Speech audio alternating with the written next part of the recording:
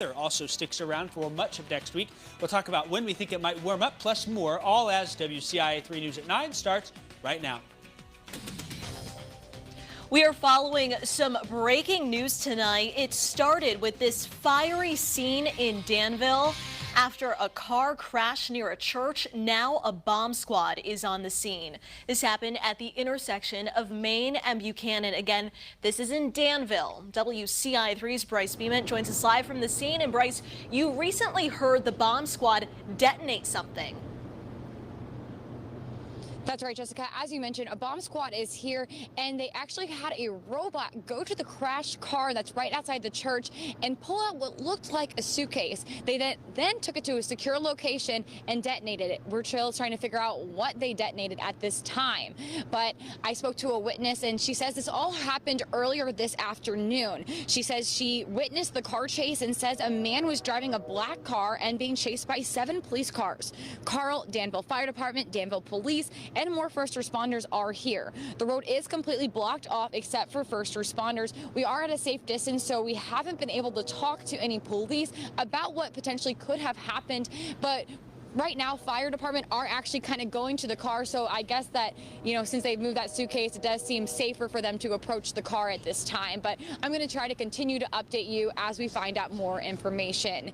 In Danville, I'm Bryce Beeman, WCIA 3, your local news leader. All right. Bryce, thank you so much. Keep us updated. Some other news tonight. We have more information about an officer-involved shooting in Tilton. State police tell us the Tilton officer involved was not shot. This happened on 14th Street on Wednesday. State police say the officer and a suspect were both hurt and went to the hospital. The suspect was shot. Authorities have not released details about what happened. We reached out to the mayor, who says village officers do not have dash or body cameras of the shooting. New for you tonight, a man was arrested on drug and gun charges in Springfield this week. Police executed a search warrant at Regency Court by East Cook Street.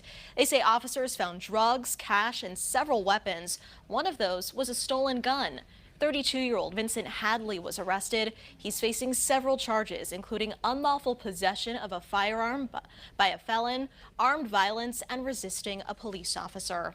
Here's a follow-up. Several bars have been broken into over the past couple of weeks in central Illinois, and surveillance video like this may help catch the crooks. On April 27th, a group broke into Garage 2 Tavern in Edinburgh. They raided the bar, stole money from the video gambling machine safes and register. You can see it all happening there.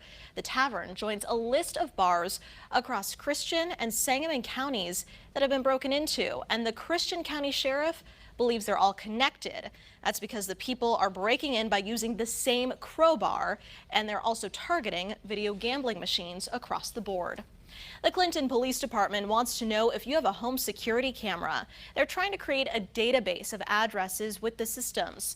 The police chief says they've had 2 cars stolen in the last couple of weeks. They were unlocked with keys in them. And while they're hoping people will protect their own property by locking up, the footage could help them solve crime. Those individuals have been caught on various Ring cameras or home security systems and been able to help us resolve the case and make an arrest. So we see that home security systems, home camera systems are becoming an increasing thing in our investigations. Police say they will not have access to your camera system without your consent. Also new for you tonight, a U of I therapy dog, this one here, helped save someone's life this week. Police were called to a bus shelter where a man was threatening to kill himself. U of I police say Urbana officers spoke with the man for about 2 hours. In that time, they found out he likes dogs, so they called Officer Alex Tran and his canine partner Lollipop on their day off to come help. Officers told the man if he put the knife down, he could meet Lollipop. He did and hung out with the dog for a while before being taken to the hospital for treatment.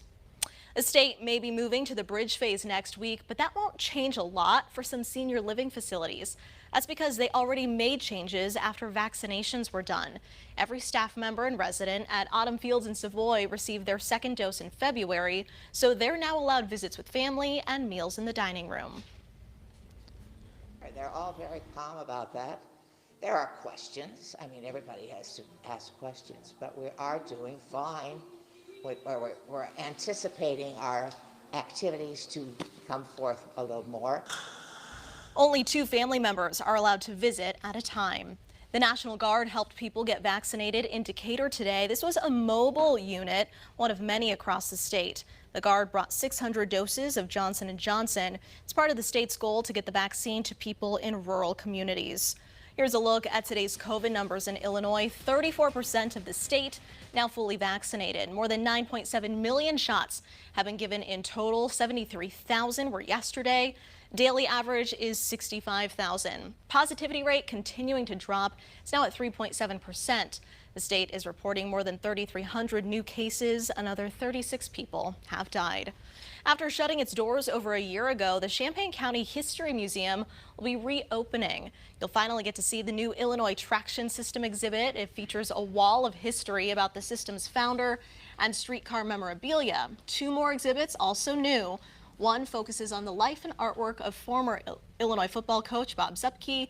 The other is on the former News-Gazette publisher.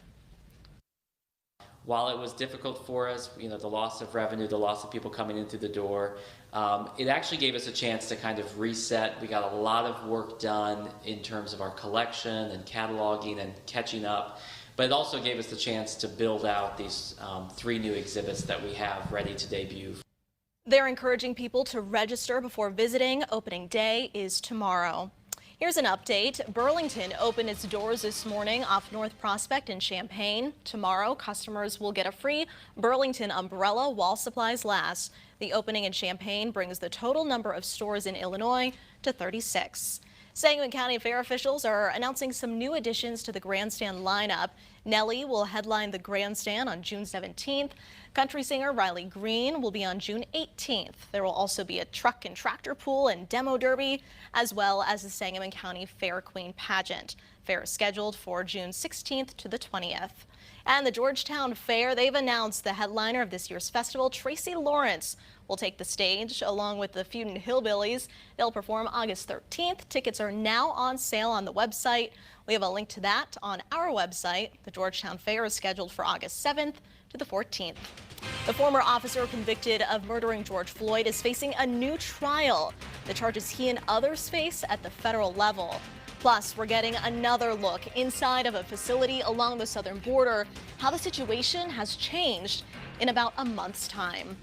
All right, Jacob, there was some more cleanup today from more severe weather that we saw yesterday. It's been a busy 2 weeks here for sure. We've had rounds of storms come on through. There's been a total of 9 tornadoes confirmed in the last 2 weeks here. I've got a map showing where those were. They happened on 3 different days. They happened last Thursday, on Monday, and this Thursday. You can see where those occurred there from near Jacksonville towards Springfield into the east. Then one in Christian County on Thursday, a couple in Effingham, and one from last week near Humboldt.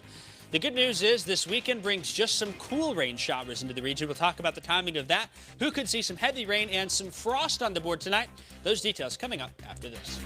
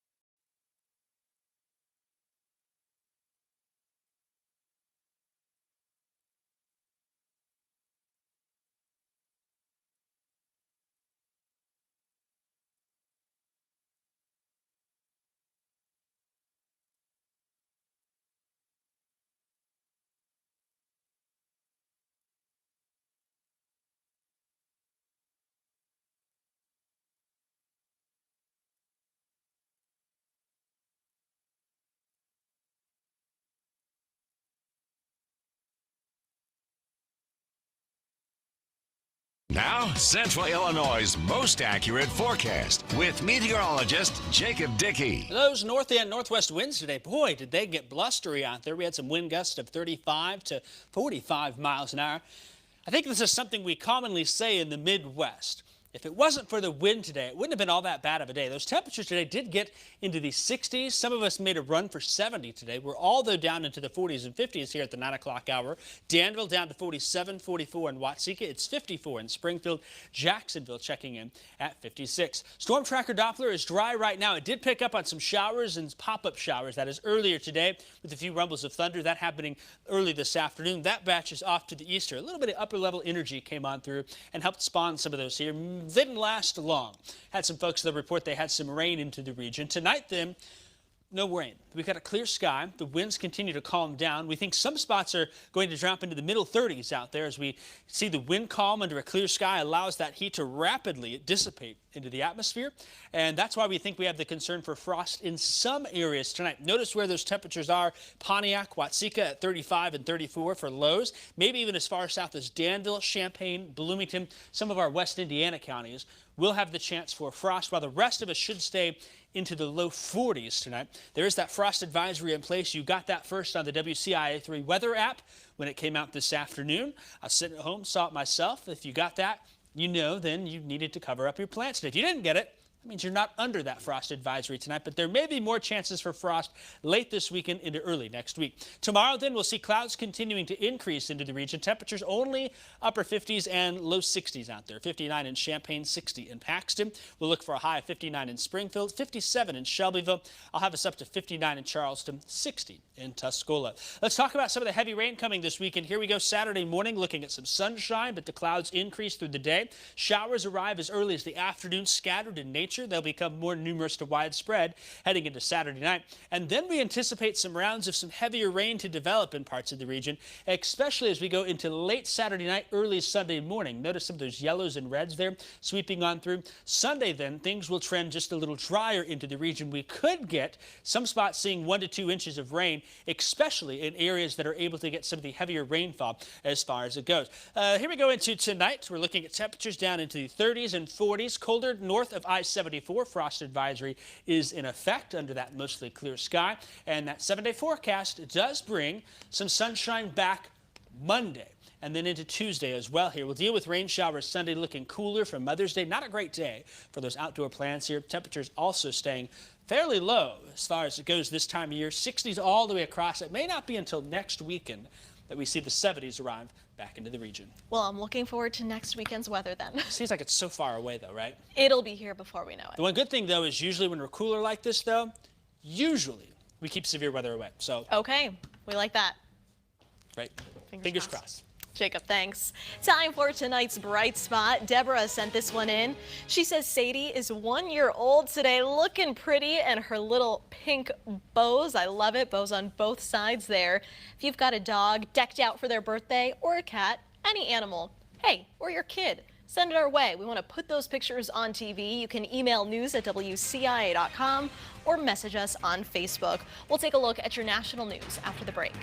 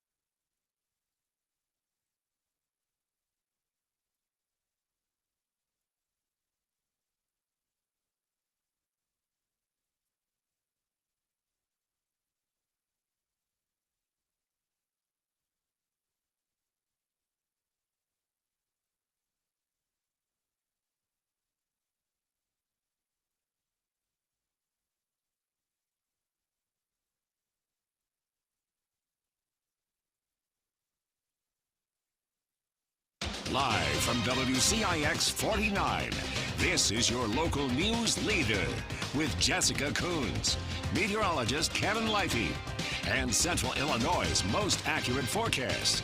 You're watching WCIA3 News at 9 on X49. The 4 former Minneapolis police officers involved in the murder of George Floyd now face federal charges. A federal indictment was unsealed today. It accuses Derek Chauvin and 3 other former officers of violating Floyd's civil rights. This comes just weeks after Chauvin was convicted on state charges for Floyd's murder. The first count of the indictment claims Chauvin used, quote, unreasonable force. That means he now faces another trial, this time federal and with a new jury. It alleges that the officers violated George Floyd's civil rights, meaning that they interfered with his constitutional rights. Here, the right to be free from an unreasonable seizure, which also involves the right to be free from an unreasonable use of force. 2 of the officers were charged for failing to intervene while Chauvin knelt on Floyd's neck. All 4 also face charges for not providing Floyd with medical care. The Secretary of Homeland Security made a trip to the southern border today. He was joined by members of Congress as he toured a migrant processing facility in Texas. What they showed was a big change from the overcrowded conditions there just a little over a month ago. The visit comes as the Biden administration highlights progress in moving minors from facilities that were not designed for children. They're now in more appropriate emergency facilities run by the Department of Health and Human Services. Today at this facility, rather than approximately 3,700 unaccompanied children, there are 334. The challenge is not entirely behind us, though we have accomplished a great deal. It's estimated officials are still housing around 22,000 migrant children. Americans have not been able to cruise anywhere in the past year, while you might have to wait even longer to set sail. Plus, tax day is quickly approaching. We have some tips for those of you who have yet to file.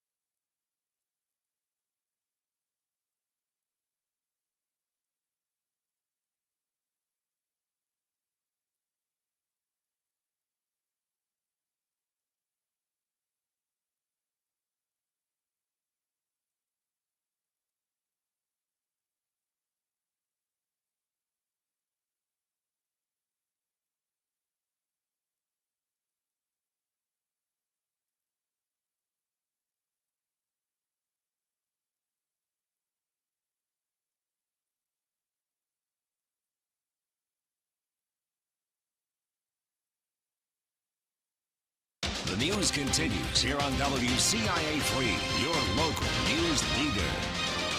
Tax day is usually on April 15th, but this year it's been extended to May 17th because of the pandemic. And there are some other changes you should be aware of. Chris Martinez reports. Procrastinators who've waited to fill out those IRS forms should wait no longer. My first tip would be if you've not filed your tax return, you probably need to do that as soon as possible. Mark Stieber from Jackson Hewitt says that's because many people may be owed more stimulus money. If you did not get all of your money for a dependent, or because the rules changed, or perhaps you share custody, or perhaps you had a new baby, those would not have already been paid to you. You will have to ask for that money on your 2020 tax return.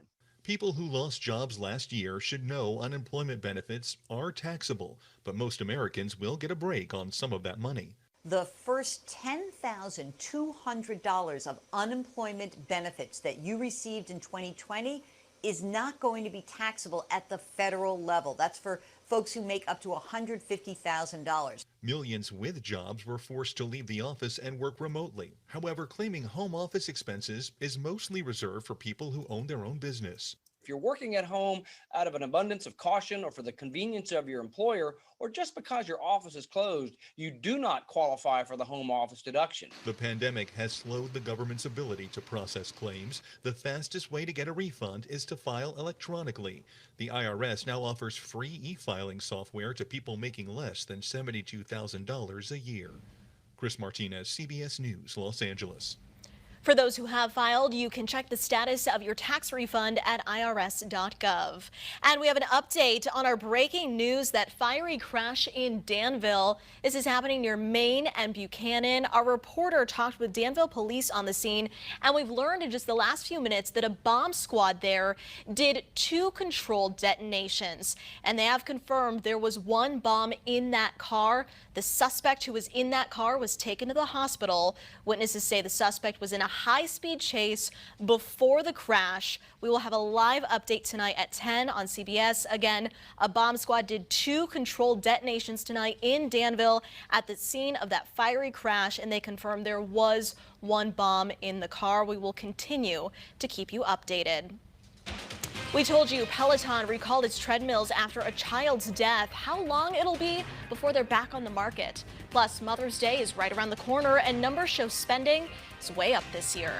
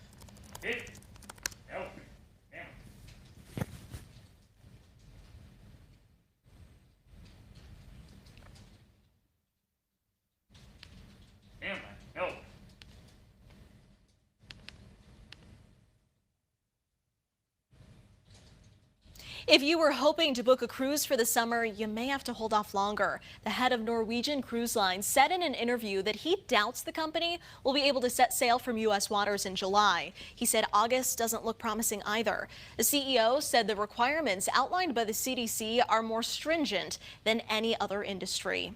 Peloton says it'll likely be months before it can sell its treadmills again. On Wednesday, the company recalled both of its models because of safety concerns. Now, CEO John Foley says he hopes at least one of them will be back on the market by July. Peloton estimates the recall will lead to about $154 million in lost sales. And go big or go home seems to be the mantra for Mother's Day this year. The National Retail Federation says Americans plan to spend more than $28 billion on mom. That's up $1.4 billion from last year. Jewelry and electronics lead the gift-giving agenda, and about half of people say they'll go out for brunch or another outing, something they couldn't do last year. We've got another check of your forecast after the break.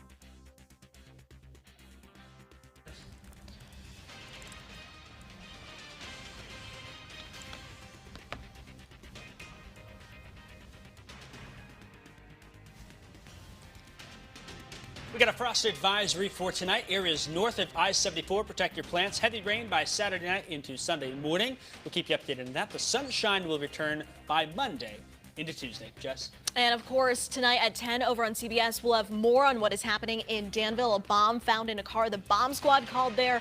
A lot to unpack. We'll see you again at 10 on CBS.